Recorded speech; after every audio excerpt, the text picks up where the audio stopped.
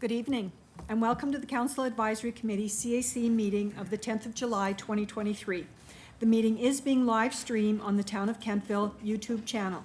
The most up-to-date meeting package is on the Town of Kentville website. On behalf of council and staff, we offer our deep felt condolences to Public Works employee Andrew Prawl and his family on the loss of their son Chandler. This meeting is called to order. Have all of the councillors received and reviewed their meeting package? Does any member of council have information pertaining to a matter before this council which has not been publicly circulated?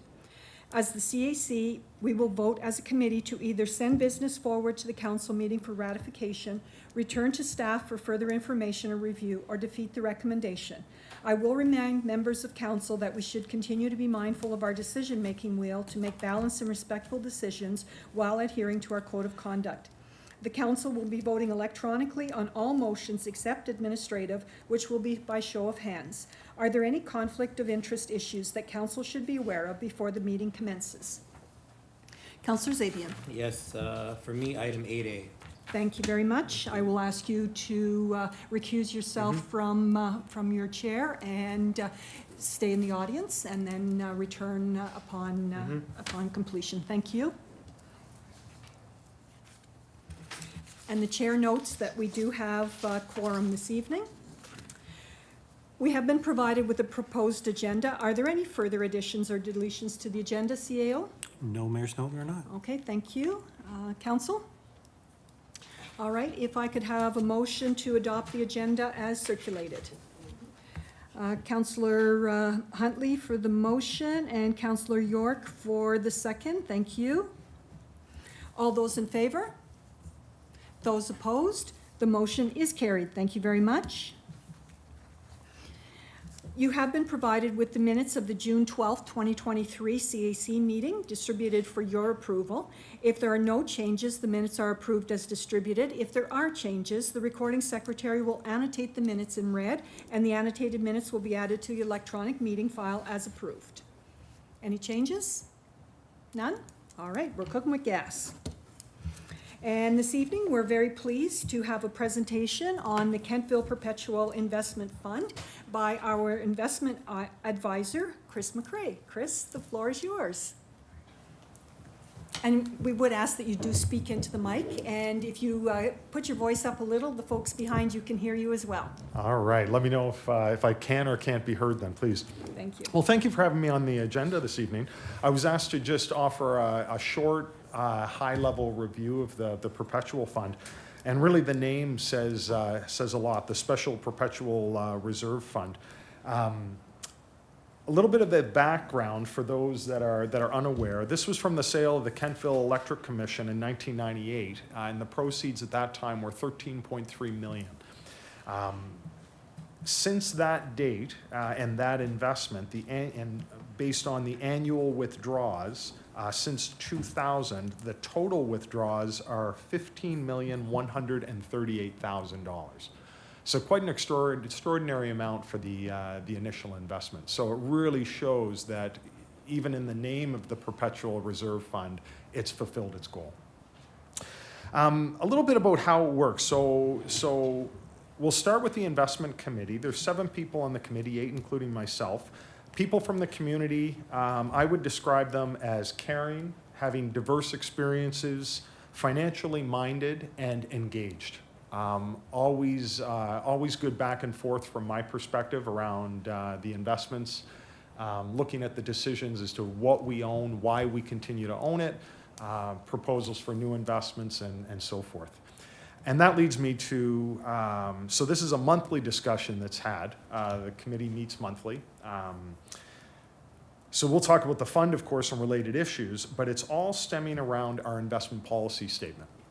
So the investment policy statement outlines the parameters for making investments. So the investment policy statement, we first look at priorities. So there's 4 priorities within this document. The first one, and these are listed in order of importance, the first one is legality, preservation of capital, liquidity, and competitive returns. So legality is the one that throws people off the most, and that's simply investing in accordance with provincial legislation.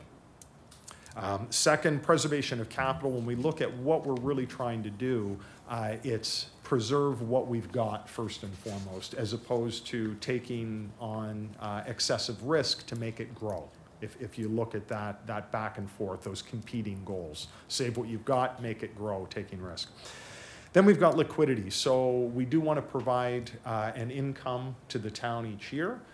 So we don't want to lock assets up for prolonged periods of time. So liquidity simply means that when we want access to funds, we've got them available.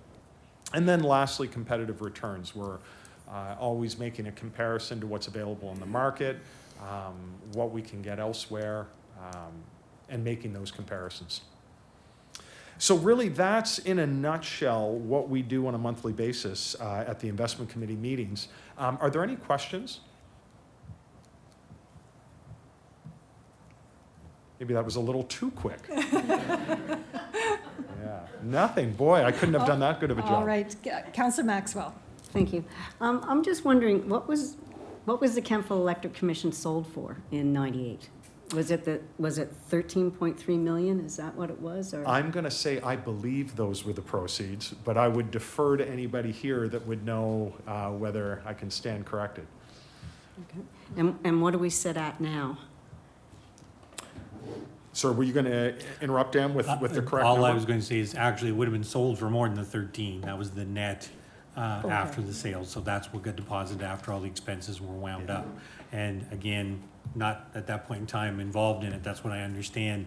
The net got deposited into the perpetual fund. Okay. And then your second follow-up question to that is, what is the value now? So as of July 5th, the market value was $12.916 million, just shy of 12.917, and that was after this year's withdrawal of 460,000. Okay. So we don't go ahead by very much. Is that typical for investments? Like, so 13.3 million, let's say back in '98, is probably a lot more than that today. But I'm wondering, so we're not going ahead. We are able to get quite a bit of money out of the fund, but we're only at 12.9. Yeah, that's How does that work? Yeah, so that's a good question, and what we're looking at today is a point in time. So value that came in, the 15 or in excess of 15 million that came out through that period of time, and then today's value. So what's missing is that the fund withdrawal rate was fairly significant in the early years, and it declined, I'll say significantly. And please don't ask me for the numbers going back 20 years, but Yeah. You can take it on faith, I guess, that it did decline and now has worked its way back. So we're actually in a really good position, and aside from regular ups and downs in the market, it is actually growing. Okay, great. Thank you. Chris, in answer to Councillor Maxwell's question, could you also speak to our requirement to take our interest and dividends off? Oh, yeah, okay, certainly. Yeah, so, well, I guess that really was answered in the question, asked and answered if this were a court of law, I guess. So that's exactly it. We take the income out and have the ability to take realized gains. Deputy Mayor. Thank you, Worship. I know some of the years when we had taken the funds out, they were somewhere in the vicinity of 600,000. I think some of them earlier years were 700,000. So I mean, we've certainly had the ability to take a tremendous amount of money out of this fund while still maintaining. It has to be over $10 million, but the investment policy statement that we have is pretty, for lack of a better word, rigid with respect to what we're allowed to do. But I mean, we've done, pretty amazingly well, I would say, based on that investment policy statement. Yeah, absolutely. And I'd also say, as from the investment advisor perspective, is the fund is being grown in a responsible way where the needs are not likely to decrease in the long term, but only increase. So having more and more funds to supply those expected increased costs just makes sense. Are there any further questions for Mr. McKay? All right, Chris, thank you very much. Oh, thank you for having me. And we'll see you tomorrow at Investment Committee, or Wednesday at Investment Committee. Thank you. Yes, yes. And just for our listeners, Deputy Mayor Savage is the chair of our investment committee, and our policy is in record, and it is approved by the province. So anytime that the committee wishes to make any changes, it has to go through the province before we can make those changes. And as well, $10 million of our fund is legislated to be in savings. It cannot be touched without an act of government. And Deputy Mayor, did you want to add anything as the chair of that committee? I was just going to make the comment about the 10 million, but you already did, so thank you for that. Sorry. All right, so then we're moving on to our department reports and recommendations. The directors have provided their reports for council's review and will provide an update and receive questions from council. The reports will be presented and are part of the record of this meeting. Only items of new business arising from the reports will be taken for motion. And CAO Troke, if you could introduce our department reports, please. Thank you, Mayor Snow. So tonight, the Director of Finance, Director Matthews, will come up and talk to the financial report.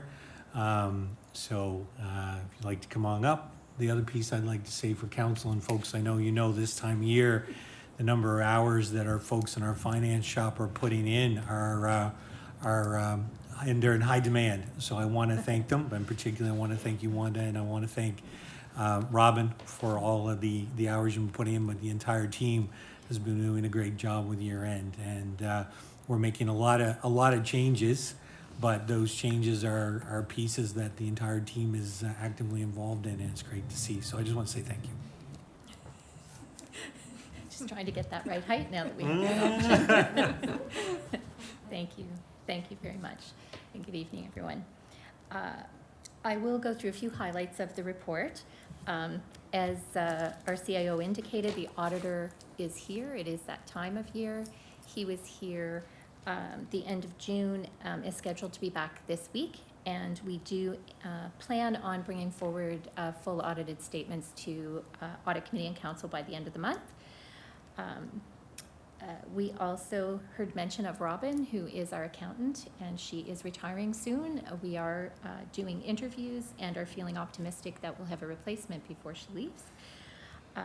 I also noted that we are working through the audit preparation for the Kentville Volunteer Fire Department, and I did want to add that I was able to attend the Joint Fire Services meeting at the end of June, which was really helpful to gain perspective on the operations, what they do, which helps us interpret their financial information and be able to provide the guidance and support that they're looking for. We also had brought forward the last 3 months an assumption that our financial position for the operating fund would be balanced at year end. We had a surplus we anticipated would cover any year-end accounting entries.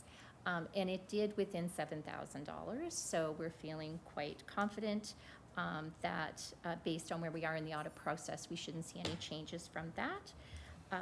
You will note that when the audited statements come, they are quite condensed over previous years with the intent that it will be easier to interpret. We'll try and keep the most salient reports there for you. But certainly we'll be open to feedback if folks feel that we need to reintroduce something in the upcoming year. I have not provided detailed schedules for all of the capital expenditures as we're pretty new into the year, but thought it important for you to know that we have $682,000 worth of expenditures so far this year related to about 15 projects.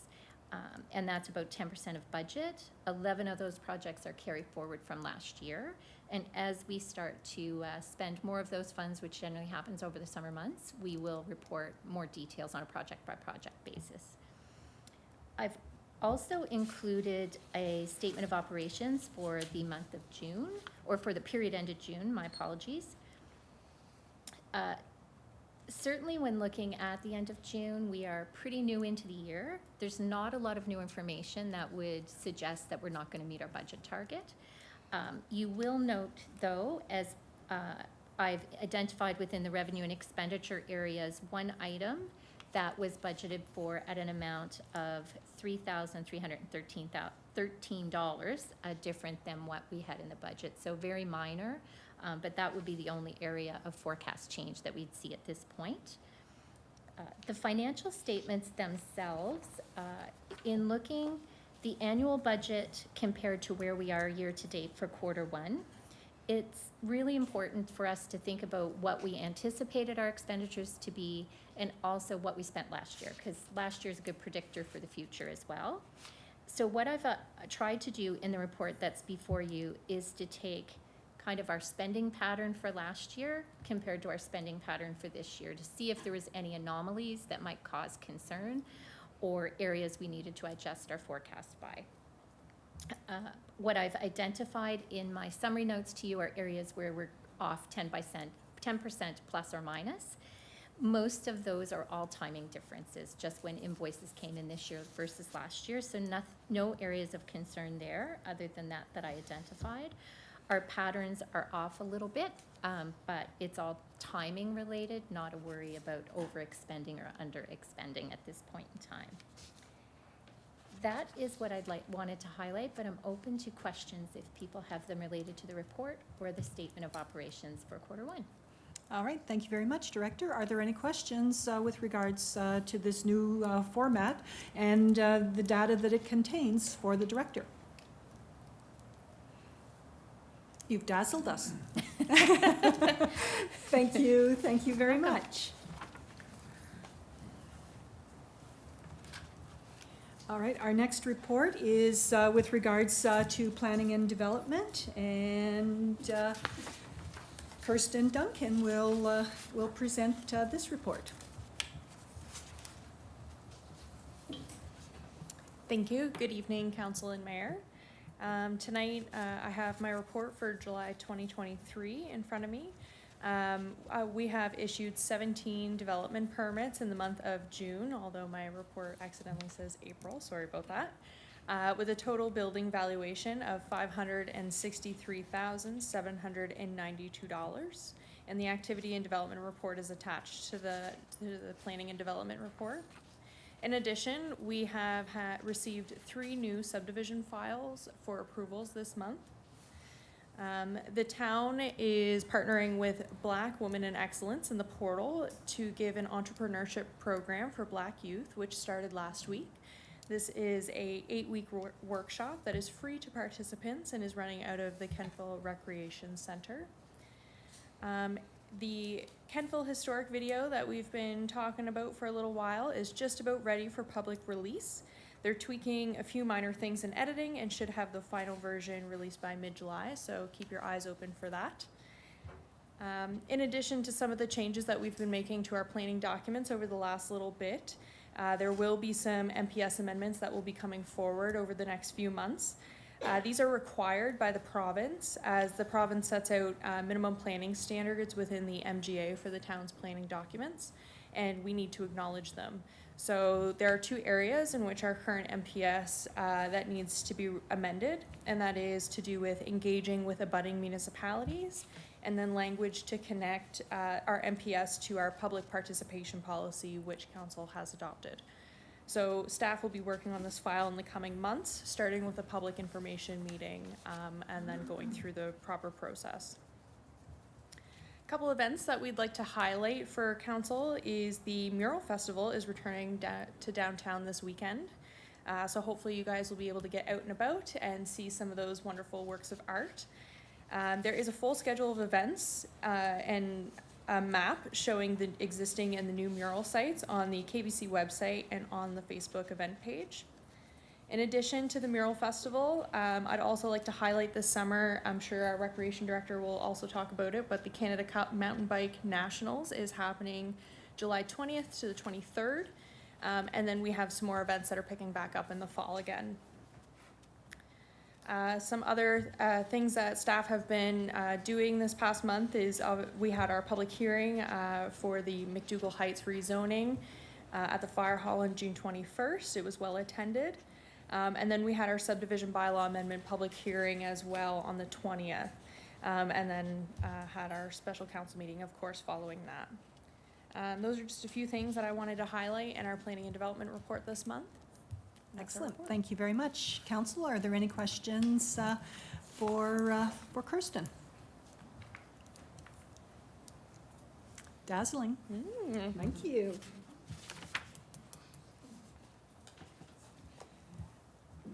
Okay, Parks and Recreation, you're always dazzling. Dazzle us.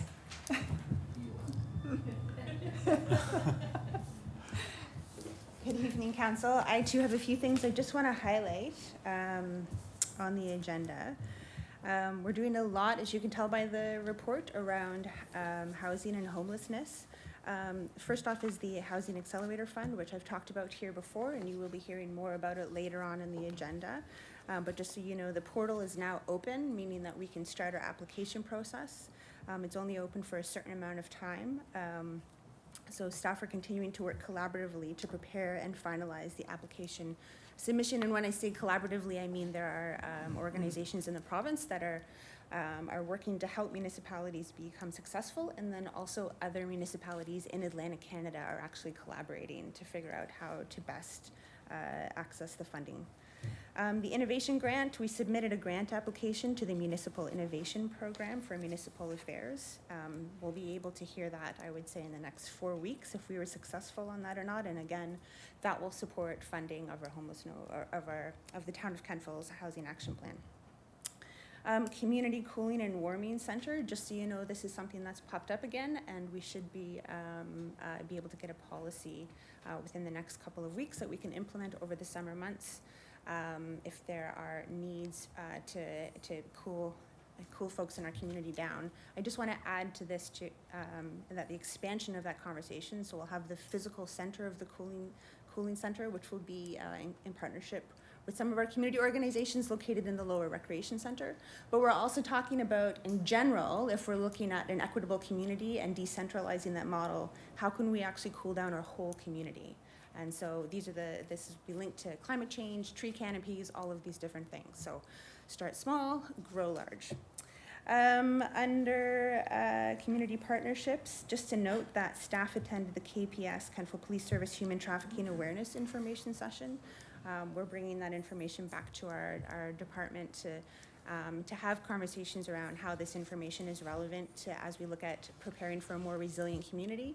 I did want to give a shout out to Kentville Police Service for putting that on, especially our chief, who's done a wonderful job on leading that initiative and bringing it, just bringing it to the forefront for Kentville, which is really wonderful. Under training, all summer staff plus one arena staff have received training to administer naloxone, and again, this is to address the housing issue and specifically folks who are experiencing drug overdose who are in homelessness. So we have all of our frontline staff trained. We will have more permanent staff continue to be trained throughout the year as people have time to take that. So in each recreation vehicle, right now you have both a first aid kit and a naloxone kit. Under facilities, Deer Haven Community Trail, the consultation was held last Thursday. We had a fairly good turnout, and folks can now access the follow-up survey online. Just so everyone's aware, that community or neighborhood was, they were a week before were flyered so that they were aware of it. Emails went out, social media went out, and we had a fairly good turnout. So the process for that will be collecting information throughout the summer, and then in September, a recommendation will come to council as to how to move forward. Under community outreach, Kirsten did touch on this, and I'm gonna push it again. So we are hosting a national mountain biking championship that you've been hearing me talk about for a whole year now. But this is the last time because it happens in the next week or so. So you're gonna start to see a lot more buzz. KBS is doing an amazing night market. We have a family-friendly event happening on Field 4 behind the soccer dome. And it is a chance for the entire nation of mountain bikers to come here to Kentville. We have people registered as far away as the Yukon and Whitehorse that are coming to this event. So it's quite excited. exciting event. So we're pretty stoked for it. That's mountain bike speak for excited. The dog park is opened. We had it last Friday. All rules and regulations are up on the fence. And we had a pretty good turnout. We were able to hand out cake and dog treats, and it was quite wonderful. It's a great opportunity for us to partner with our neighboring community. So Numinus and Kentville Recreation went in on the dog park together. They'll be supporting us in terms of our costs for maintenance. And anyone who has any calls or concerns or wants to just talk about dogs, the information is on those signs, and that is to reach Numinus Recreation, who's going to support with that. Under capital projects as well, grandstands, this is one we keep getting more questions about. The bleacher demolition has been completed, so you'll see that it's all fenced off. The next step will be to level the space, set concrete foundation, and install the retaining wall. We're hoping and aiming for this project to be completed by October. And the last thing I'll talk about is active transportation, and this is a big shout out to Director Bell, who I'm assuming will put this in his report, but I wanted to beat him to it, that he worked really hard to get the tender detailing for the whole downtown projects that's going to be happening this year, and it is out, and that's really exciting because that alone is a huge amount of work. Happy to take any questions. Thank you very much. Are there any questions for the director? Councillor Maxwell. Thank you. Thank you for that report. I've been approached by several people and asked, are we paving from Eves Hollow into town? And there seems to be a rumor out there that we're paving that section, and I was just wondering if you could bring me up to speed on that.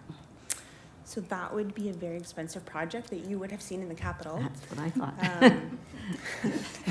It A is- rumor. It is a rumor. It is Yeah. not on our current capital plan, and it's not on our current 5-year capital plan. Thank you for clarifying. Thank you. Are there any other questions for the director? Deputy Mayor. Thank you, Worship. Hi, Rachel. The Housing Accelerator Fund, and I realize there's a short window of which to apply for that. And I think I may have asked this question before, and I don't know that you were in a position to answer me, but do we have any idea of how much we will be requesting? Is it still, We do. okay. Do you wish it to be hush-hush? I don't know. Okay, if so, that's fine. I'm looking at the CAO. So essentially the way that it works, and there's kind of steps to it. So first, Kentville would be considered a small town. So that Okay. puts you essentially in competition with all the folks who land in that pool. Right. And then you put forward a series of projects, so a minimum is 5 projects. And those projects get scored. So your score not only determines are you successful, but also would then determine what money would be put on the table from CMHC. Okay. And once that happens, then you get into the nitty gritty of saying, okay, does that allow you to do what you want to do, and you have a contribution agreement? So that would then be something we come back to council to say money and projects and all those other pieces. Okay.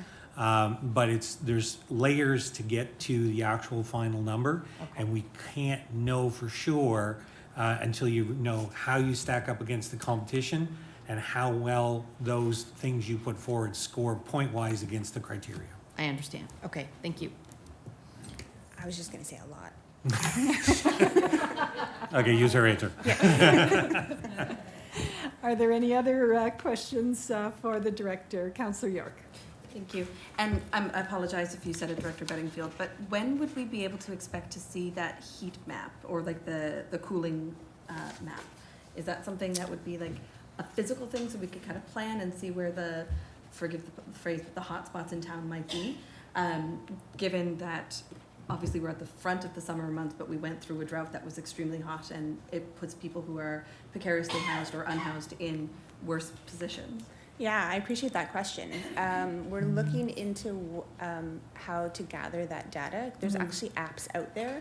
And so with our summer outreach staff, the plan is right now is that when they're out in community, and that includes cul-de-sacs, that includes downtown, that includes our park, that they would actually be able to take the temperature reading and then mark that down around where those spaces are. And then also having conversations with folks.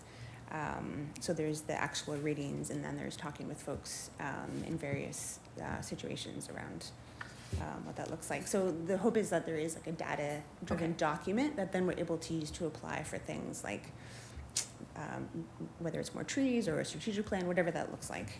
Yeah. And am I safe to assume that these, or that at least this lens will be applied to any future builds within the rec department, in terms of like parks and programming spaces or any sort of community gathering points that cooling elements might be incorporated into it from the get? Yeah, I think that's the larger plan in Okay. general, as we talk about town-wide planning, that we're building sustainable communities as part of that. Yeah, including, cooling would be a big piece of that. Okay, thank you. Are there any further questions for the director? All right, thank you very much.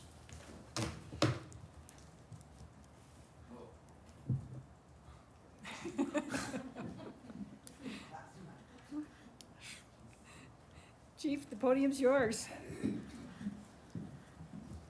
Hello, everyone. I trust you have my reports that were submitted by Deputy Chief Smith to the board last month. They were accurate as of May 31st. They're primarily a financial report and 3 statistical reports. Any questions on those reports? Councillor Maxwell. Thank you. Hi, Chief. Hi. I'm just wondering why the decrease in foot patrol hours? If think- there was, that was a time when there was training or, I thought there was an increase, but or sorry, yeah, why was it so low in April? in April? Yeah. Well, foot patrol, as you know from being on the board, is always a struggle. Yes, So I'll guess that it was a function of staffing issues and training okay, and non-compliance. sounds good. Thank you. Are there any further questions for the chief? None? All right, chief, they're letting you off easy tonight. Thank you very much. Councillor York, did you want to add anything from the police commission perspective? Thank you. So exactly as the chief said, when we had our police commission meeting, it was Deputy Chief Smith who was in attendance, and he spoke to the foot patrol numbers and said the same thing, that they were decreased because of training, staffing, and non-compliance, and that's why there was over a double increase there. So the compliance went up, but also training opportunities decreased a little bit, so more people were able to do it. There is also note that warning tickets, in May, you'll notice that it says that they don't monitor warning tickets anymore because we have full faith in our bylaw officer that any warnings would be issued and we don't need to monitor those. It's an extra administrative step that we just don't need to do. All right, thank you very much. Next, Engineering and Public Works, Director Bell. Good evening. Just flying through the reports tonight. They're going quickly. My report is brief, but it doesn't indicate the busyness of the month of June. We had a very busy month in Public Works. So operationally, as I start off everyone, I guess, with the Water Commission, there were no issues with the operation with the Water Commission, and similarly no issues operationally with the Sanitary Sewer Area Service. Under Public Works, I have a bit of an update on the Canaan Avenue slope failure project, the rebuild of that. We have a design complete now for the rebuild of this section of Canaan Avenue. It will include a precast concrete retaining wall and reinstatement of the guardrail and sidewalk lost during the slope failure. We have $200,000 budgeted in the capital investment program and expect the project to be completed late summer or early fall. Under Traffic Authority, nothing new to report this month. Still waiting, I guess, for the province to cite the proposed locations of the lighting for the new bridge, but nothing new from them yet since our last CAC meeting. Under projects, work continues on curb and sidewalk improvements and replacements around town, as many of you have noticed, particularly on the downtown AT connector. The next phase of the McDonald Avenue subdivision rebuild is now back underway, although with the wet weather of the last 2 weeks, work has been slow or none on some days, but as of late last week, they are back on site, ready to go full tilt on the deep services. The tender of the next phase of the AT network, as Rachel mentioned, which includes the downtown curb and sidewalk replacement, as well as a section of sidewalk along the north side of Main Street between Leverett and Cornwallis Streets in front of Main Street Station, is out now and set to close this Friday, July 14th. I will be able to provide an update to Council on the results of that tender at the end of the month. That is my brief report for the month. Excellent, thank you very much. Are there any questions for the director? Councillor Zabian. Thank you. Thanks, Director Bell. So just a question about the sidewalk replacements downtown. Is that something that is probably going to be started next year? Do you foresee that maybe starting this year? We still do foresee that starting this year, and Okay. once we get a schedule, once we get an awarded contract, Okay. assuming it's on budget, we'll let certainly the business community know, how it will affect their businesses. The intention is sort of the 3 streets around the square, excluding Main Street, because Main Street was replaced about 12 years ago, basically from the corner here on Cornwallis back to Aberdeen. So that section of sidewalk doesn't have the brick. So other than a new bump out by the crossing here on Main Street, that's the only real improvements on that section of the sidewalk. But the rest along Cornwallis, Webster, and Aberdeen is still planned to be done this construction season. And those would be probably concrete? Is that what? It will be Yeah, concrete. New okay.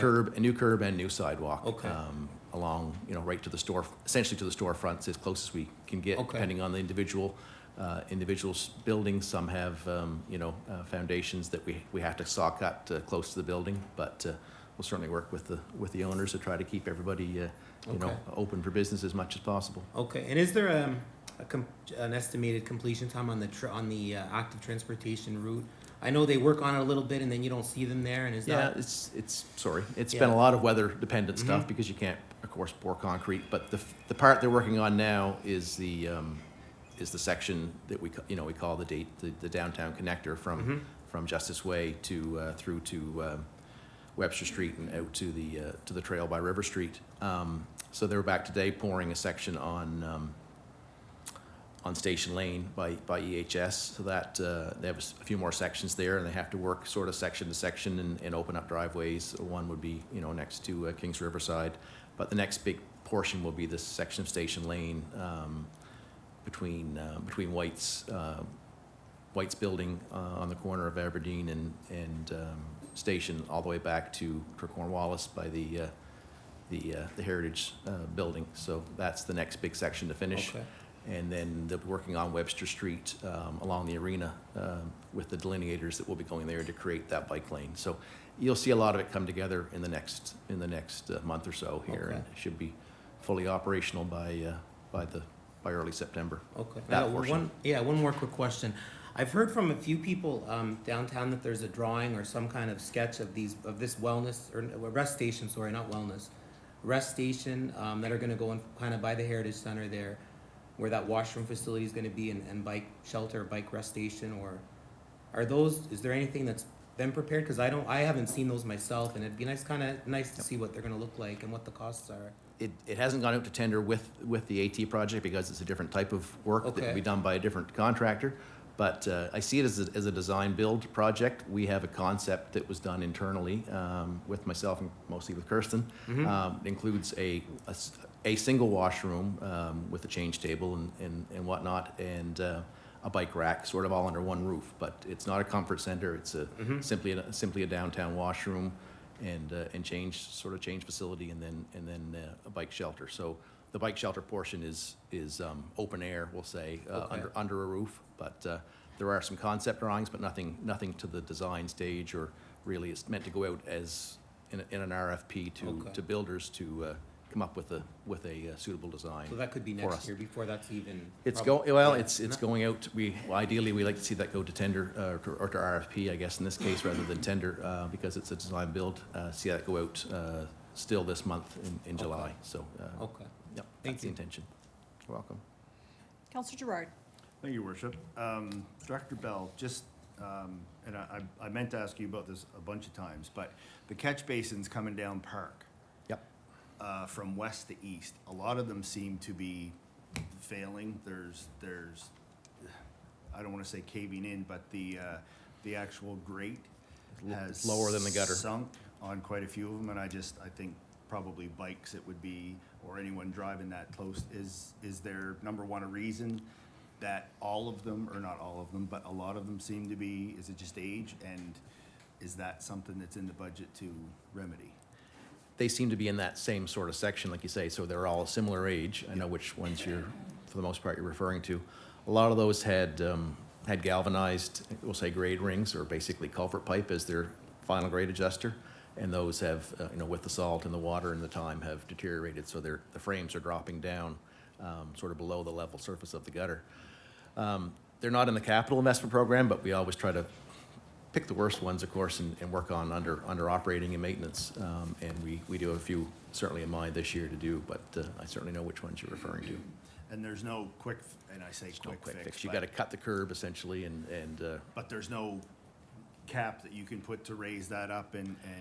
there is, because- and when we cut them down now, if we do get to a good base, I mean, most of them were concrete to some degree, but the final grades back in the day when they were put in, a lot of them in the 80s were done with galvanized, almost like storm pipe, culvert pipe, but as a riser, which in hindsight was probably a bad decision now, but for the most part, that's the fix, is to cut curb, dig down, and build them back up with concrete to finish them off again. Yeah. Okay, thank you. You're welcome. Councillor York. Thank you. So first, my condolences to your staff. I know that this is an awful time for you and your team, so my condolences. Thank you. Secondly, on Canaan Avenue, are we still hoping to get the Jersey barriers put in place? I've had a lot of people call with concerns that the gates are moving, Yep. or rather not moving, they are being moved of not their own volition. So I'm wondering if the Jersey barriers are going up in advance of the construction, or if that is like a joint effort.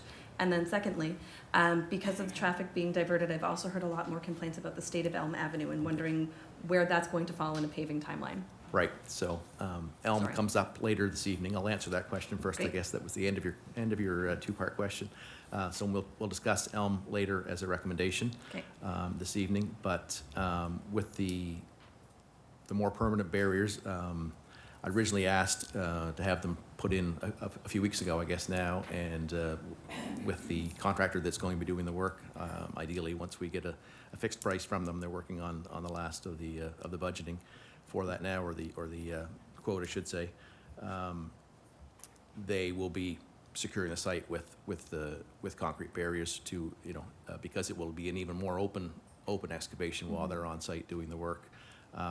Yeah, unfortunately, a lot of the wooden barricades tend to get tossed over the bank sometimes on a Friday evening after hours, and we have to come out and either fish those out or add new ones. So yeah, it has been a bit of an issue with the less permanent structures, but certainly during construction, it will be a much bigger opening with heavy machinery and things, and they'll have permanent or more substantive barriers during that time. Yep, Thank you. you're welcome. Deputy Mayor. Thank you, Worship.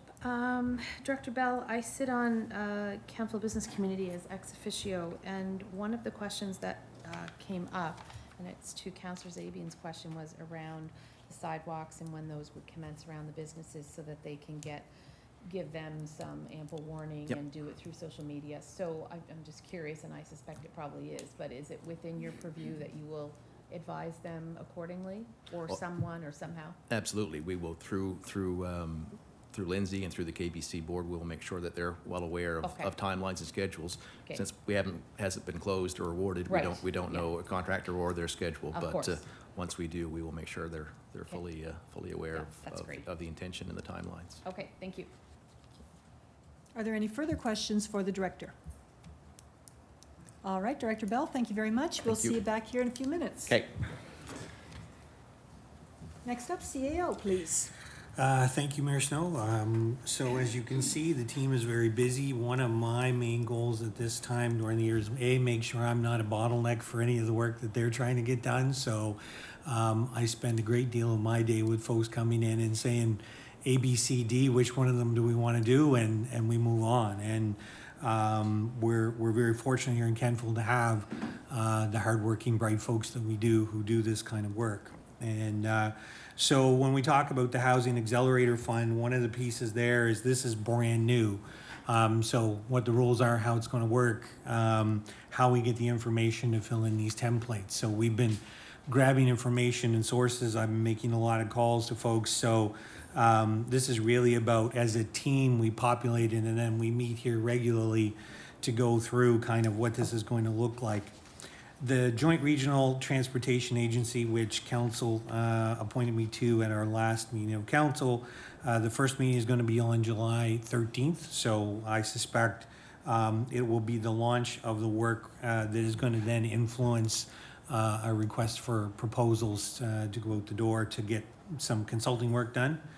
Kentville Switch, so Pace Atlantic provided a series of information. We actually just had a conference call follow-up today, so my anticipation is that the program will come here to council in September.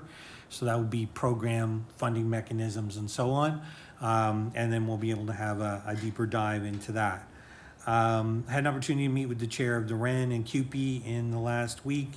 And Apple Valley Foods is exploring again the possibility of further expanding their apple plant. So they're producing 100,000 pies a day and have orders that they may need to increase the production volume up there. So I had an opportunity to meet with them and talk a little bit about expansion of the facility. And for council meeting here this month, I'm going to be away, so Director Bell will be acting CAO for that meeting. That's it. Thank you very much, CAO. Are there any questions for the CAO? Councillor Zapian. Thank you. CAO, I have two questions. The first one is about the EV chargers, the one at the rink and the one at Town Hall. Is there a way you could provide us a usage report? Is that possible to see how often they're used and who, how long they're used for? I ask because we did receive that email last night, but I get that a lot, not just in emails. I get that question asked a lot, and like I said, I drive home every night around 5:30, and that little Nova Scotia power car is sitting there for sometimes. I come back later night and it's still there, and it's, I don't know if we can set times on them or 2-hour limits, but it would be nice to see who's using them. And again, I think we had asked this last year and you wanted to gauge some time, what the costs are, what we're paying as a town to have those. That'd be my first thing, if that's possible. And the other thing is just my opinion, and I get this a lot too from people, developers, and from everybody in town, why we don't have a building inspector in Kentville.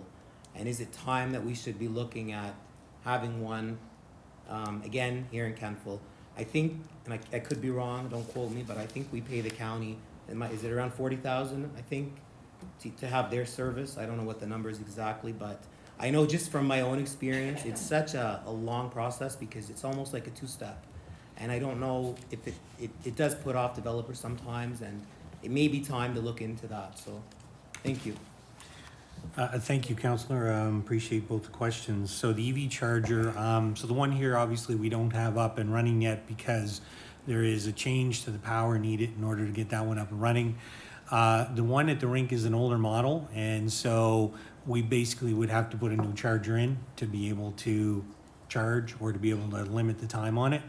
And so what we know is that the calculation for cost is about equivalent to when we had the conversation to the charger here. So really it would mean, for lack of a better word, taking that charger out and putting the new charger in, which from a cost effectiveness perspective, you wouldn't really break even on that. But certainly going forward, based on the direction of council, the intention is any chargers we would get would not only be able to track but charge for the recovery on it. The second piece with regards to the building inspector, certainly it's been something we have looked at, and you're probably right. And not just from a building inspection perspective, there are so many things that come up. Having that set of eyes who understands building code and so on is really valuable. Even with a lot of the projects that we have here in town capital-wise, having somebody who can kind of help with the scope of work or help with the validation of work. So it wasn't anticipated as we built out the team this year, but definitely it's one of those pieces that I think there's some value added as we go forward. Okay, thanks. And just a question, is there a grant to update that charger? Is there a grant somebody could find? Or could we put a sign on it, just a courteous sign? I mean, we could have a policy or a bylaw ourselves, sure, just to say 2-hour usage, because there are people that would probably like to use it, and that's, just my 2 cents there. No, appreciate Thank that. you. And sorry, I appreciate that. And certainly it really is set up on the honor system, but certainly we could put some signage there to, ask folks to be courteous of that. The station that we have that's going in back here, we're really kind of at the mercy of Nova Scotia Power, because we need to have they're basically putting in a power upgrade that will allow for the charger to work, and what we have now just isn't adequate, so it's timing. Thank you. Are there any further questions for the CAO?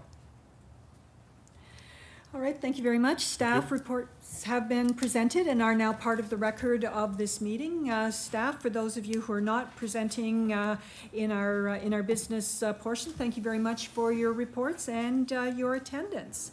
So we'll move on to our unfinished business, and the first matter is with regards to the accessibility report from staff, and we were requested through memorandum from the Accessibility Committee to how current and future AT paths would be made to follow AT guidelines and accessibility standards. So Director Bedingfield, the floor is yours. Oh, let me get that for you. Goodness knows you won't be able to hear me without it. Thank you for that, Council. So on May 9th at the meeting, Kentville Inclusion and Access Advisory Committee, staff discussed the memo that was sent to Council for the May 8th meeting. So essentially what this report is covering is everything that was talked about at that meeting. But the question that was asked for staff to answer was how will current and future active transportation paths be made to follow the active transportation guidelines and accessibility standards. So I'm going to outline what we had talked about as staff, and I'm looking at the two experts over there. It's just ironic that I'm the one up here presenting, but that's fine. They can jump in at any time. The following information was brought forward to staff by staff to the committee in response. Both the Canadian Safety Association, CSA, standards and the Rick Hansen Foundation Professional Standards Handbook do not have language pertaining to a multi-use pathway. So that language doesn't exist within those two realms. However, they instead speak to adequate space to accessibly pass by one another. So this standard is 1,600 millimeters or 1.6 meters, or 2,000 millimeters or 2 meters in a high traffic zone. So we have a minimum of 1.6 and we have a maximum for a 2 meter. Active transportation recommendations, so that's something that's totally separate, state that an ideal multi-use pathway, and that is ideal, is 3,000 millimeters or 3 meters. And that's generally what you see on the Harvest Moon Trail, for example. The Harvest Moon Trail through the entire town is that piece. So this is kind of the goal of what the downtown connector piece is going to get to around that distance, or that width, sorry. At pinch points along the newly built downtown connector trail, including places where there are light standards, the trail width is measured at 2,400 millimeters or 2.4 meters. So that still is above the recommended 1.6 meters or 2 meters when it comes to high traffic areas, which arguably we can consider the downtown as a high traffic area if our dreams come true and a whole bunch of people are using it as much as possible. Under the Trails and Pathways section of the Rick Hansen Foundation, and that's the closest thing we can get to kind of deciphering where the multi-use definition would fall under. Under that professional handbook, it is explained that it is still possible to receive maximum points to put towards your overall accessibility rating.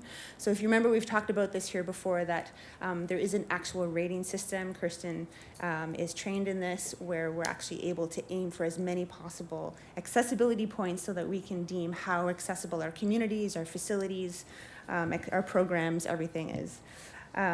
So even though you may not reach the standard, it's still possible to get the highest rating possible when a level passing area is provided, which we feel that we've met on the downtown sidewalk, the multi-use pathway through the downtown. This is provided along the new multi-use pathway. I think there's a few things to note here.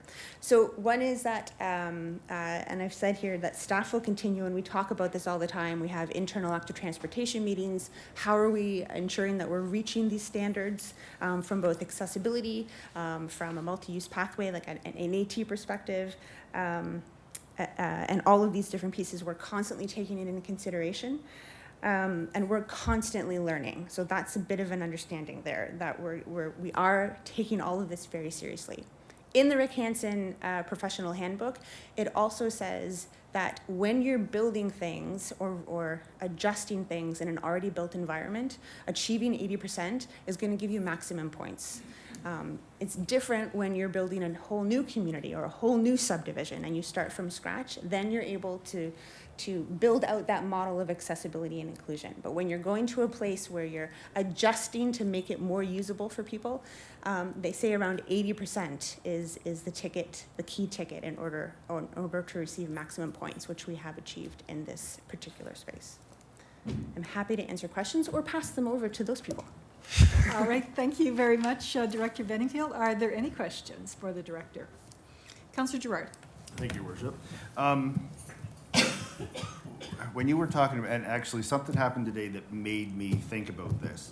I know a guy who's got one of those little Segway scooters, 35 kilometers an hour. So how do we mitigate electric bikes, the jimmy-rigged gas-powered bikes, the electric scooters and stuff like that? And I don't mean the mobility scooters. I mean, I put my helmet on, I do the skateboard type thing, and zoom off the trail I go. When there's speeds like that involved, how do you? So our current trail bylaw actually speaks to that. So allowed on all of our trails, including that downtown section, because that will be considered a multi-use trail. Any device that is used without human empowerment and human power, without people physically doing something, what's the word I'm looking for? Other than a mobility device, actually aren't permitted on our trails. So they will not be, so. They're currently not permitted on our trails. So unless you're cycling, and which an e-bike actually falls in that category, because you do, for an e-bike with a battery, you have to pedal in order for it to kick in. So that is allowed on our trails, but something where you just stand and lean into it and it goes, that is not. If you're in a mobility chair, a power chair, that is allowed because that is a mobility aid. But that exists already within our current trail bylaw. So how do we police that? Because I think those things aren't allowed on the sidewalks now, and I That see would be them a all over the question place. for the chief or the bylaw enforcement officer. Okay, all right, thank you. Councillor York. Thank you. I'm wondering if you could, and I don't know which you I'm speaking to, but one of the three of you, if you could fill me in, because I'm, as we're going through and as the details are kind of being built, and we've read them, they were presented to us, but they're being built, it's all getting a little bit hazy for me. So on Station Lane, as it comes around the Farmers Stave and it meets Webster Street, so that's the section where there's a lot of tight spots, right, where there are light posts and things are more difficult to achieve that the widest width that we were anticipating or hoping. As it moves on to Webster Street, is it still reducing a lane of traffic and being built out to accommodate that 3 meter wide? Okay. I do, but. You do it. No, go ahead. You do it. Rock, paper, scissors. As you exit, we'll say if you're going that way, sort of westbound from Station Lane by Kings Riverside onto Webster, the sidewalk will remain. That's on the sort of the inside of the poles. That will remain as a 5-foot, 1.5 meter sidewalk for pedestrians. And on the street side of the curb, we'll have delineators and two-way bike traffic. So two bicycle lanes, but not multi-use pathway, not a 3 meter pathway. So a dedicated sidewalk and a dedicated bike lane. And the bike lane. And then one travel lane. Sorry. Yeah. To have the two dedicated pathways then mitigates the tight squeeze as Correct. cyclists or. Right, cyclists on the Okay. street side of the curb and pedestrians Okay. on the current So sidewalk. there's a dedicated bike lane and then additionally a sidewalk for pedestrians. The existing sidewalk will stay. Okay. That's correct. Thank you. Very much. All right, are there any further questions for our tag team? All right, must did a good job. All good, thank you. And our next item is the additional 2023 sidewalk and street repair work. Director Bell. Thank you, Mayor Snow. Yes, additional sidewalk and repair work. So at a previous CAC meeting, a request was made by council to obtain pricing. That's why I believe it to be worded from a few months back. To repair or replace the section of asphalt sidewalk that starts north of the lights on Cornwallis Street by Valley Tire up the hill to where the sidewalk switches to concrete, approximately 750 feet. So this section of sidewalk is asphalt.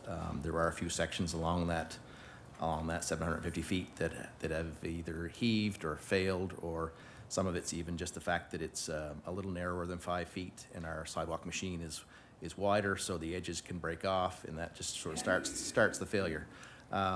So that section we will be looking for some pricing on. Additionally, the asphalt surface on the bottom section of Elm Avenue, about 300 feet, requires a recap.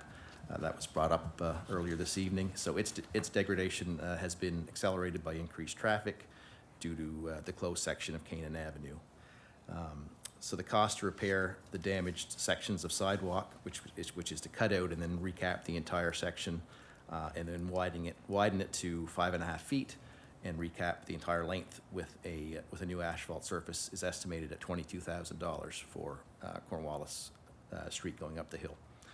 And the cost to recap the bottom 300 feet of Elm Avenue is estimated at $20,000. So the budget implication, these two projects were not budgeted for in the 23-24 capital investment program and would need to be funded from capital reserves. And I have a recommendation. Excellent. Thank you. Thank you very much. If you can go ahead with your recommendation. Okay. The recommendation is that Kentville Town Council, through the CAO, instruct the Director of Engineering and Public Works to complete the work as described above. This total of $42,000 would come from reserves.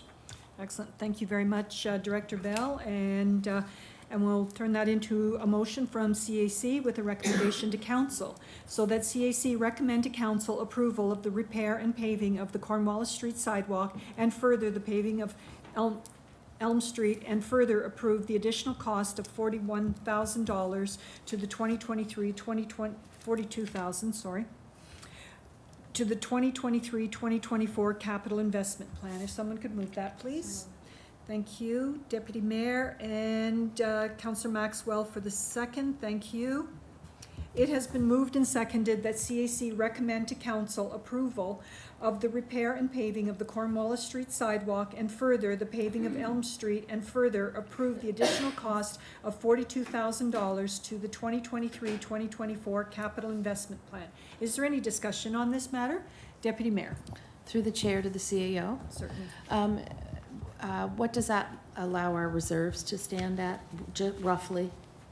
The reserves, capital reserves are fairly substantive, so Yes, that would okay. not have much of an impact. In addition, Yeah. You heard Director Matthews talk today about the year-end entries. So in fact, council had approved work interim during the year, and as the surplus grew, Right. We were able to just offset that against the surplus rather than actually going into the capital reserve for the majority of it. Perfect. So at this point in time, I can't say that would be the same way, but Yeah, okay, fair enough, thank you. Are there any further questions or discussion on this matter? Are you ready for the question? The question is that CAC recommendation to council approval of the repair and paving of the Cornwallis Street sidewalk, and further the paving of Elm Street, and further approve the additional cost of $42,000 to the 2023-2024 capital investment plan. Voting is now open.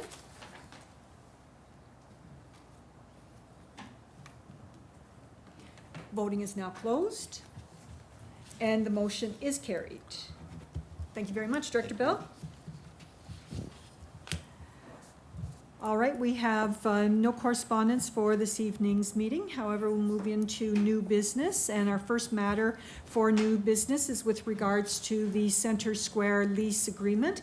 And Councillor Zabian has left his chair, and the time is 7:03. Thank you.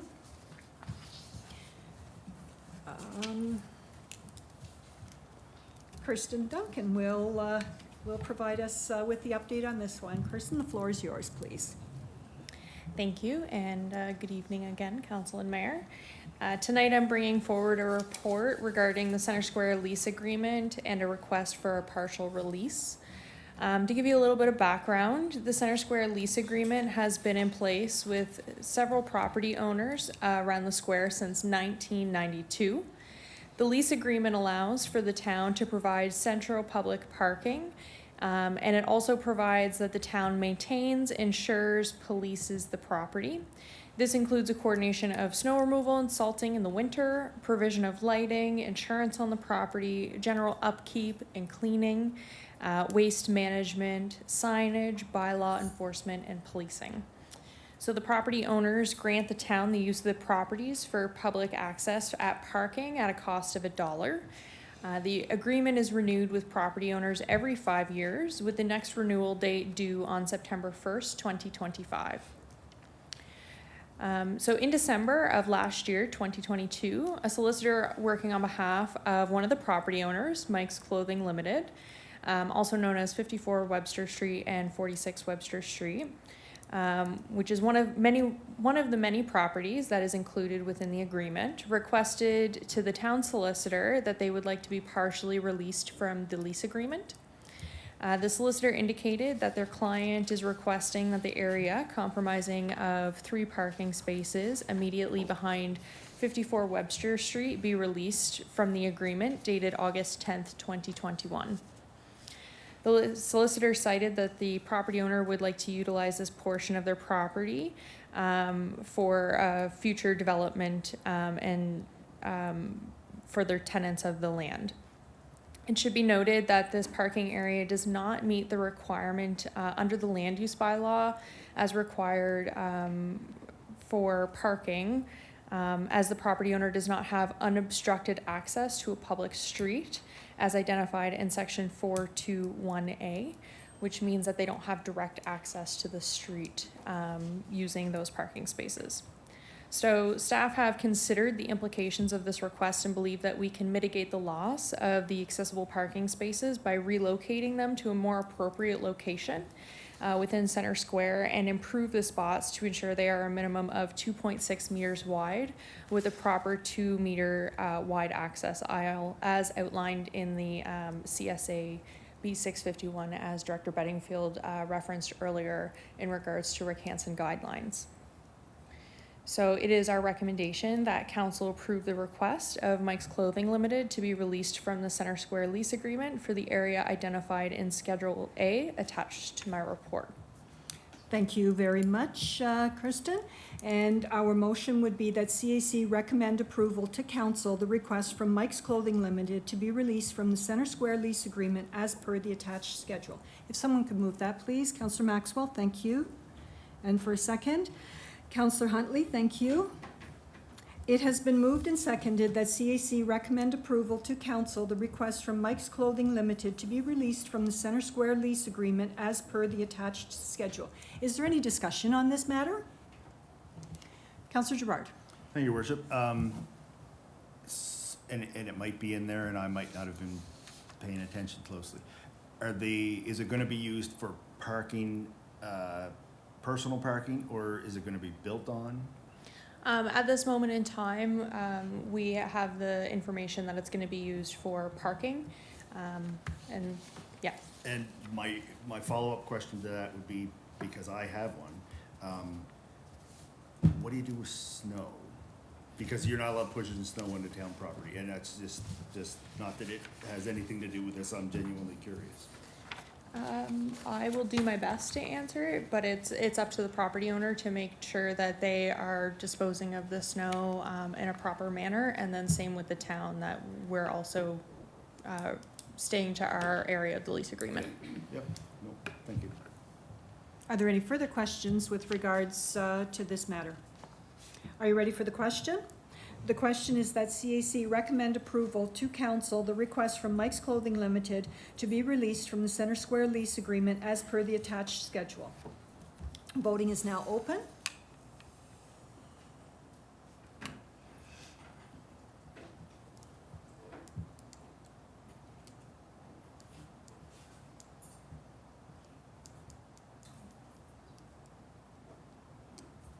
Voting is now closed. And the motion is carried. Thank you very much. And Councillor Zabian returns to the chair, and the time is 7:08. Thank you. All right, our next matter is with regards to the Housing Accelerator Fund application. Director Bedingfield, the floor is yours. Thank you very much. So in 2022, the Acadia University-led community support service-based count on rural homelessness in the Annapolis Valley highlighted the need for a different approach to housing and homelessness in the area. This study found that Kentville has the highest number of individuals who are experiencing homelessness, with 231 individual cases in this area, including 124 children under the age of 18. The study goes on to state that based on the best available data, the number of people experiencing homelessness in the town of Kentville has nearly doubled in the past 2 years. If you take a look at the attachment to this recommendation, I attached the 2-pager that has been presented to you before. And what it states at the top is, if nothing was to change and the 1.8 increase continued, the community could expect approximately 93 individuals in addition to experience homelessness by 2024, and another additional 168 by 2026. Without intervention, if we leave markets unchecked, the need for housing will far exceed what we are currently able to provide based on our existing resources. In steps the Housing Accelerator Fund. So the Canadian Mortgage and Housing Corporation, or CMHC, this is what you often hear the CIO referring to. I'm a bit obsessed with this table, sorry. It's so great. Recently opened the Housing Accelerator Fund. This is a national funding opportunity and is designed to encourage initiatives that increase housing supply and promote the development of affordable housing, inclusive and diverse communities that are low carbon and climate resilient. So again, back to my conversations earlier around, we need to cool down the community.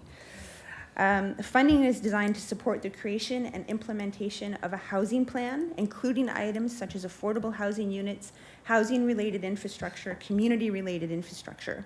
The fund is also intended to increase local government's control and land use planning and development approval. So for example, if you wanted to hire somebody like an inspector, we could apply for funding to support that position.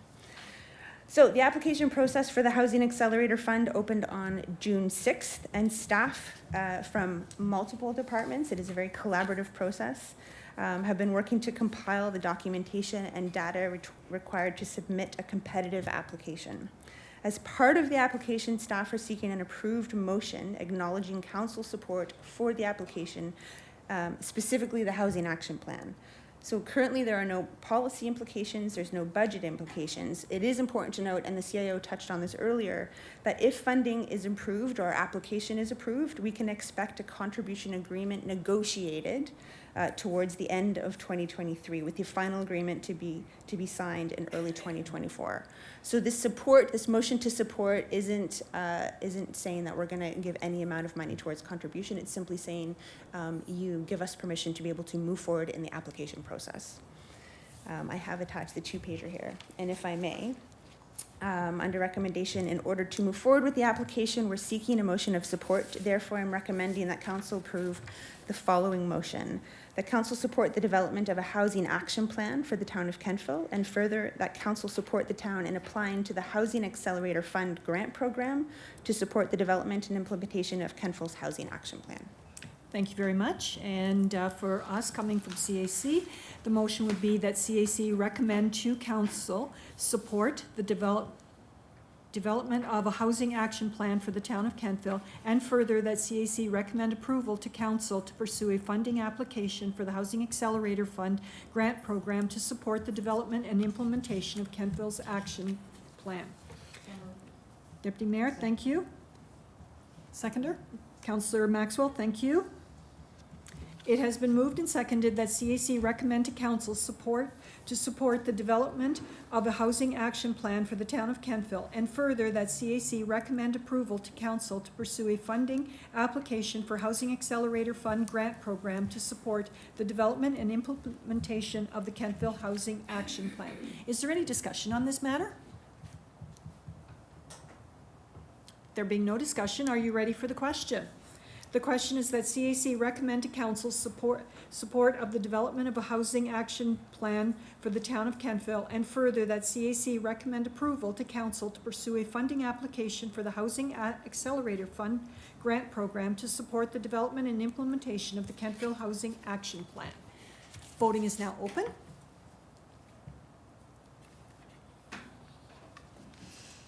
Voting is now closed. And the motion is carried. Thank you very much. And are you staying there? All right, our next matter of business is with regards to the tennis facility report. The floor is yours. Thank you. At the June meeting of Council Advisory Committee, Paul Morgan gave a presentation to Council on a proposal to build a tennis facility in Kentville near the Credit Union Recreation Complex with financial support from the town. Council then asked staff to provide more information about this proposal. To support council in the decision to invest into a tennis facility in Kentville, staff have been in discussions with the Kings County Tennis Association and Tennis Nova Scotia. The Annapolis Valley has been identified by Tennis Canada as a location for their year-round tennis courts program, which is an initiative in capacity building to make tennis more accessible across Canada.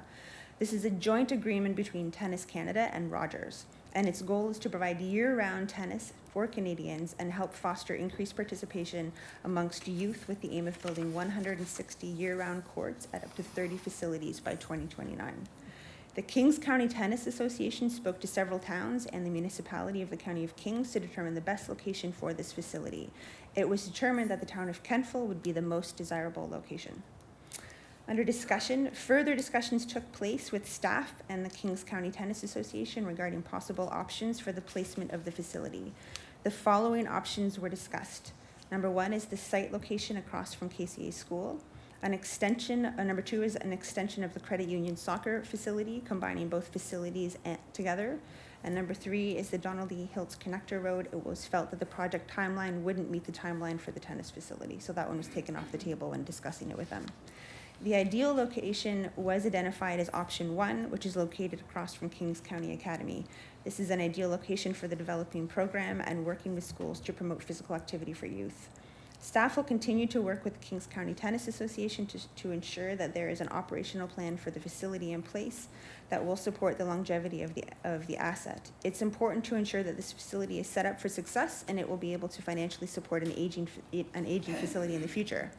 The Kings County Tennis Association is asking the following from the town: a long-term lease agreement of land for $1 per year for the following site. And on page 2, you can see the diagram that they've pulled together.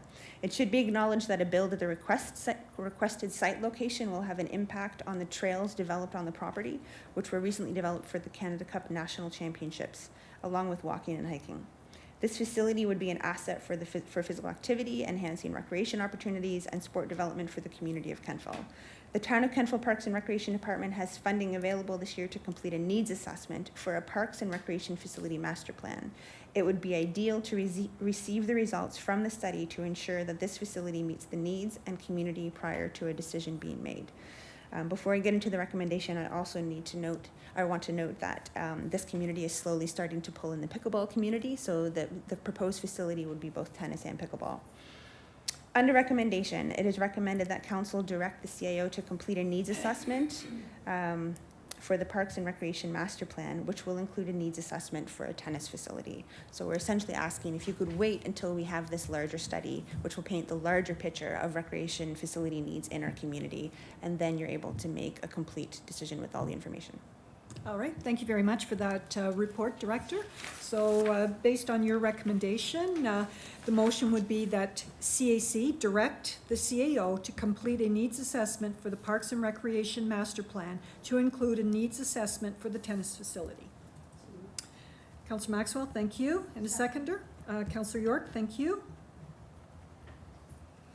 And CAO, I probably should have asked if this fit on your schedule or not, but I got the wink from our presenters. So it has been moved and seconded that CAC direct the CAO to complete a needs assessment for the Parks and Recreation Master Plan to include a needs assessment for the tennis facility. Is there any discussion on this matter? Deputy Mayor.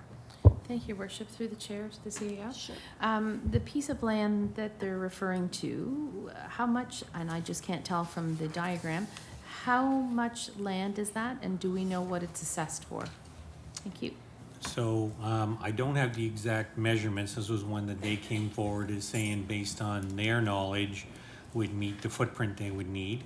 Okay. And so, no, if going down that road that the decision was made, we would want to come up with an appraisal. Because essentially they're asking here would be for a long-term lease below market value. Right. But again, some of that work would be Yeah. as we get closer to a decision. Sure. Thank you. Counselor Zabian. Thank you.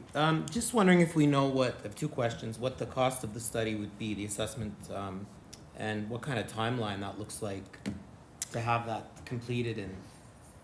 So we have money in the capital budget this year that was approved by you folks, and I believe it's at $50,000 but we haven't put it out to RFP yet to see what the actual cost is gonna be. And do you know how long that would take, like, to get that done? Generally, they're around 3 months. It really depends on when we flush it out in the RFP. Yeah, I mean, it's great to do studies, I mean, I know there's benefit there, but are we just delaying these people? I mean, all they want is the land, it's been sitting there dormant for how many years? And they're gonna, I mean, they would like some funding, but they also said at the same time, they can secure their own money. They'll get it somehow. I mean, why waste 3 months or 6 months when, I think this would be a great addition to the town. If we're willing to go on it, just let them go at it and get started. I don't see any reason for a delay.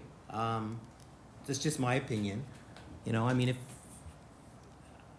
and this needs assessment is something that you're looking to do anyway, correct? Regardless, it doesn't really, this is just a little piece of it, if you can get any feedback from it. Yeah. Yeah, I would say go at it and let them get started, and like I said, it's just sitting there, and I think it would be a great addition to the town. Thank you. Counselor Gerard. Thank you, Your Worship. I'm just wondering if this is something that was included, can be included in the Sportsplex, the Wellness Center, whatever you want to call it. I think, and I've said it before in regards to the Wellness Center, I think we've got to sit down as a council and say,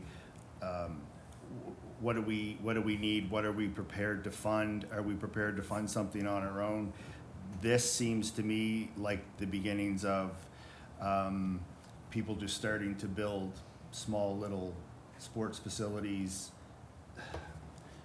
I don't want to say piecemeal, but you know, if you did everything like this, you'd spend a fortune and take up a whole bunch of land. I'm just wondering if this was included in the feasibility study for the Wellness Center, or if it could be, or. It was not in the original RFP. That was focused more on aquatics and arena and gym space. That doesn't mean that it can't be included in a future build. Okay. Thank you. Counselor Maxwell. Thank you. I have a tendency to agree with Councillor Zabin here. I'd like the group to be able to get started. I'm wondering if there's a reason why the director is wanting to wait for a needs assessment. If we have to do that, I'll direct that to the CAO. As for putting it as part of wellness center, I wouldn't want to hold my breath on a wellness center. And as for Kentville going it alone for a pool and a rink and a gym, I think I'd faint if I thought we could do that. So anyway, thank you. If CAO maybe could answer that question. Sure. So I think to the point that the money to do the assessment is meant to be a community-wide assessment of all the assets. And so part of what would come back from this would be, the potential of whether it's a co-location or is there another site that makes more sense because it would dovetail with maybe another physical activity that is going on, parking, all the other things. So I think the intent here was to take that larger look at the assets, the larger look at what's missing, add this to it because it wasn't necessarily part of the conversation when we were putting the budget together. And that we would come back with something that would be comprehensive to all of the pieces. So tennis and pickleball being one, but also looking at some of the other things that are needed to give kind of a fuller report to council. In tandem is that this then spring loads us into that conversation of, are there things that Kentville wants to explore? So things like upgrading versus replacing the rink. And if you're going to go down that road, what other facilities naturally align with doing that? And so don't have any of the answers for any of that till we go out and kind of take a look at it. But that was the intention of this placeholder in the budget. And now what we're really saying is let's add this one other item to it to see if it makes sense with all the other things that are being looked at. Did I answer that?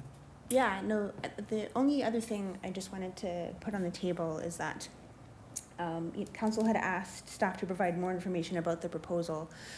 What council was given ahead of time as part of the council package, and then the printed off document that was a handout is not part of the public document that we were able to review. But in that document, I believe, looking back at the minutes, they talked about that the town would be in charge of maintenance, would be in charge of a lot of the capital cost moving forward. We haven't had those conversations, so I actually am not even sure what the real ask is for the town, along with the larger contribution. I couldn't put that in the report because that actually wasn't part of the public documentation. Right. So I just wanted to put that out there. So at the very least, we need to continue to work with folks. Yeah. Councillor Maxwell, both your questions answered? I'm getting the feeling that, no, we can't just move ahead without a needs assessment, without somebody coming out and actually saying no. I like yes or no answers, but that's what I'm getting out of it, so thank you. You get 2 no's. Councillor York. Thank you. So the site that's specified here, you have said that it has the some of the trails that have been developed for Canada Cup. Are those tied up for any future events that we've committed to already? Do those trails impact our future ability to move? I guess what I'm asking is, if we build here, do we then have to replicate those same trails somewhere in the vicinity of the Canada Cup locations? So the trails impacted by the site that they're proposing, it's just part of the trails and the entrance of the trail. So we're hosting 2 different nationals. One is for mountain biking, the other one is for short track, and that is part of the short track. Okay. We can just reallocate it. That's just more money on the other end in terms of creating those. So we're hosting nationals next year, so it would be impacted by that. If I may, also, this is a really exciting opportunity. I'm not surprised that they chose Kentville, because, we're great. But and we will continue to work with this group regardless. This is an opportunity that I absolutely feel would benefit the town. We do need, our current tennis and pickleball courts are just busting at the seams. Mm-hmm. Pickleball in general in the region is busting at the seams, so there is ample opportunity for growth here. So it's not, I just wanted to point that out there. Craig is working really hard with both the Kings County community, but also Tennis Nova Scotia, and Tennis Canada works through Tennis Nova Scotia, so we're in close contact with them. Councillor Zabian. Thank you. I might be in the minority here again, but I think, to me, this is a no-brainer. You have a group that wants to come in and erect a building, a facility, and they want to use the land for whatever, 10, 15 years. I mean, I say conversate with them, find out what they want exactly, and just get it done. Let's say we did that in this last year. I don't know what the holdup would be on the assessment. I mean, this really has nothing to do with the wellness center, and there'll be no correlation between the two. It would be nice to see something completed this year, and I think, why hold them up? And I appreciate that you're gonna keep talking to them, and I think that's great, and I know you will.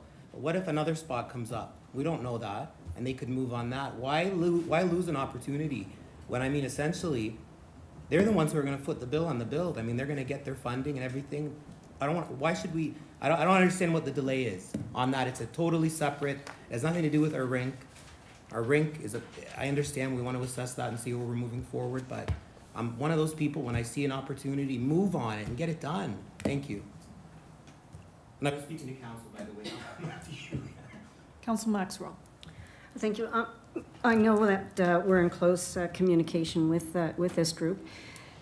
Do you get a sense that, you know, a needs assessment over 3 more months is going to turn them away, or are they likely to continue to work with us, or do you have any sense of that? I can't really speak for the group. I know that they're eager to, like I said, put something into the ground to get things going over the next number of years. I think our conversations with Tennis Canada and Tennis Nova Scotia are at a more cautious isn't the right word. It's at a different rate than the Kings County Tennis Association. I don't really know how else to say that. I can't speak for the group, though. Yeah. I mean, I agree with Councillor Zabian. I don't want to lose this to another part of Kings County. And so... I guess the last piece there, sorry, Councillor Maxwell, is that the money is not coming from Kings County, it's coming from Tennis Canada. Right. And I don't foresee any reason why they wouldn't be able to build a facility or maintain a facility with the numbers of participants in both tennis and pickleball continuing to grow.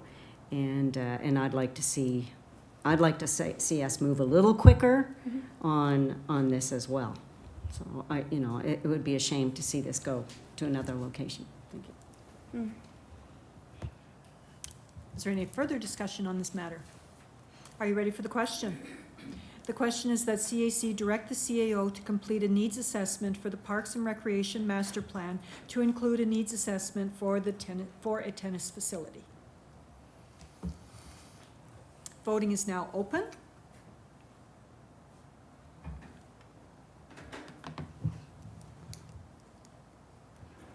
Voting is now closed, and the motion is carried. Thank you.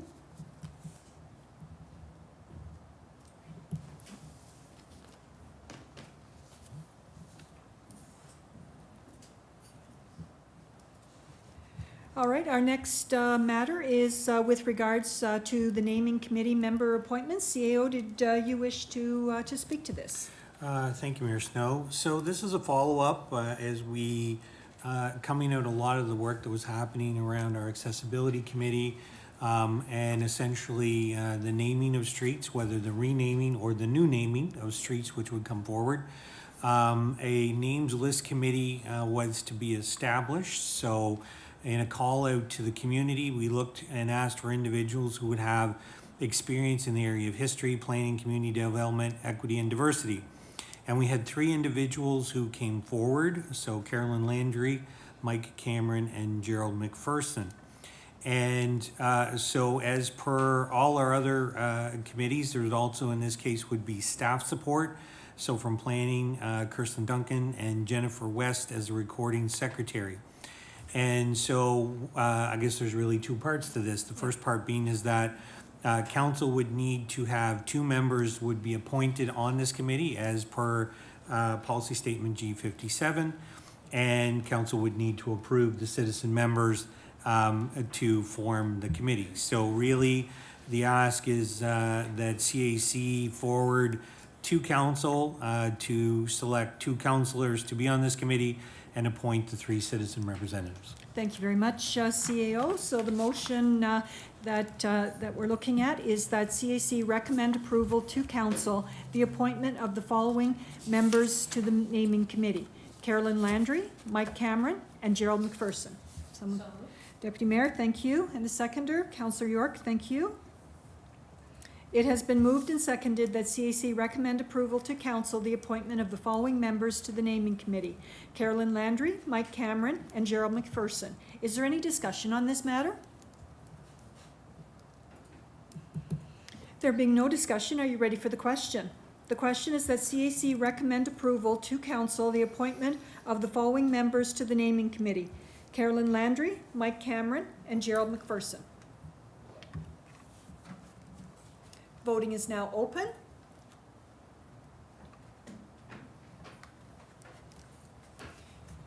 Voting is now closed, and the motion is carried. Thank you very much. So there is a requirement to appoint 2 members of council to the naming committee. Councillors who are interested in sitting on this committee should submit their names to the recording secretary by Wednesday, the 19th of July, and a decision will be made at the July meeting of council. If there are more than the 2 members who submit their names, then we will have to do a runoff vote on that. Otherwise, please, if you are interested, submit your name to Jennifer, and that will go to our July council meeting. All right, that concludes our business for this evening. And now we invite members of the public to speak to council on any agenda item. You will be provided with 3 minutes to speak. And please provide your name and address prior to speaking.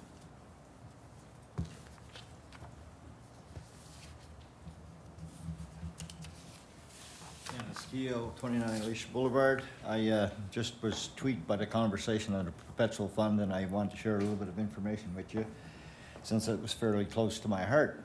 But anyway, the utility was valued at about $8 million. That's the rate base at the time it was sold. It was sold for $13.3 million. Excuse me, did you say 8 billion? 8 million. Okay, sorry. Billion? No. It wouldn't have been a good deal to sell it for 13.3. No, it had, like I said, 13.3, but there was 10-year debentures, approximately just maybe shy of 3 million, and then obviously the accounting and legal expense of selling the utility. You came out with about a $10 million investment. But the question you should be asking, I guess, is what is the return on that $10 million? What you traded was a utility with an $8 million rate base and a guaranteed 8% return on that rate base. So that's $640,000 guaranteed every year. Power rates were lower, and I think the description we used to say, if it was over 10 feet in the air and ran on electricity, it was the electric utility's problem. Didn't come out of the town budget. So it was not necessarily the best deal. Realistically today would probably be worth about 15 million, and Nova Scotia Power gets a 9% return on rate base right now. So if you look at the options, keeping that utility would have been a far superior option for the town of Kentville, and lower power rates. Anyway, thank you. Thank you very much.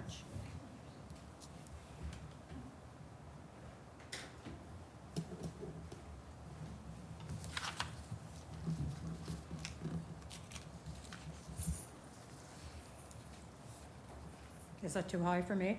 Can you hear me or not? You can I put it don't know how to down. work this gadget. All right, I'll pull it down. I seem to be making a habit out of doing this lately. I don't know what it is. I must have too much of my mother in me. My name is Bunny Bennett, and I live on Canaan Avenue. I would like to say how beautiful the town of Kentville looks. We truly are a breath of fresh air with all the beautiful hanging flower pots and planters and big containers entering town and leaving town by the Baptist Church. Everything looks fabulous, I must say. And in particular, Center Square. I drove through there yesterday, and it was fabulous. Like, it just looks so inviting with all the planters are brightly colored stripes. Looks like there's new Adirondack chairs. I might be wrong. It just looks fabulous and very inviting. The one thing negative is no washroom.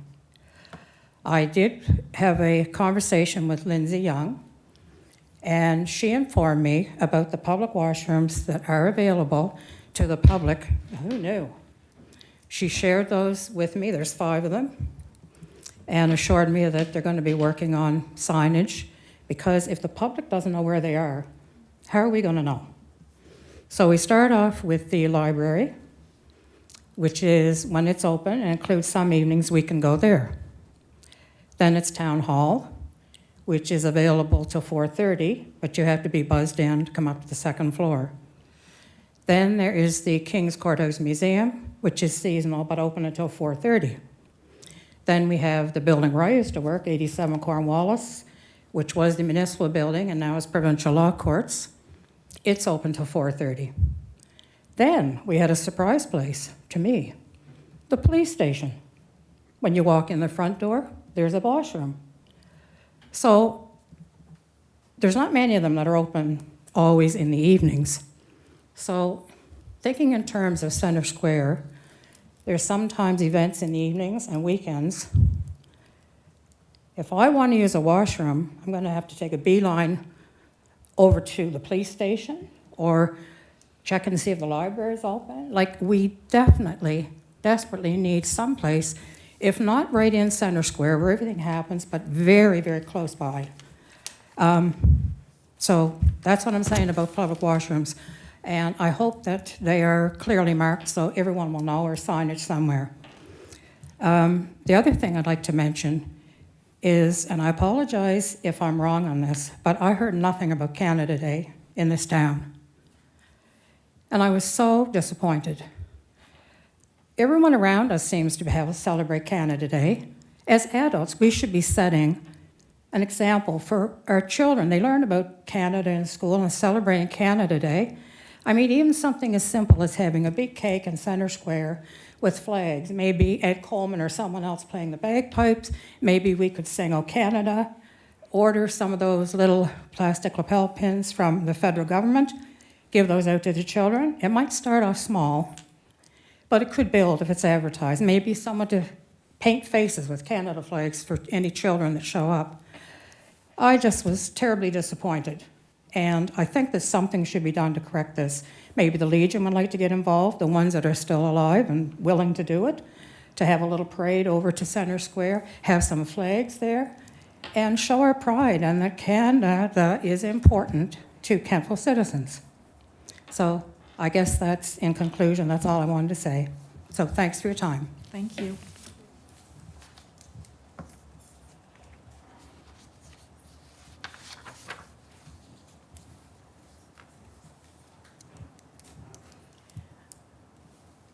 All right, thank you very much. There being no further business, this meeting is adjourned, and the time is 7:40. Thank you very much. Good work tonight.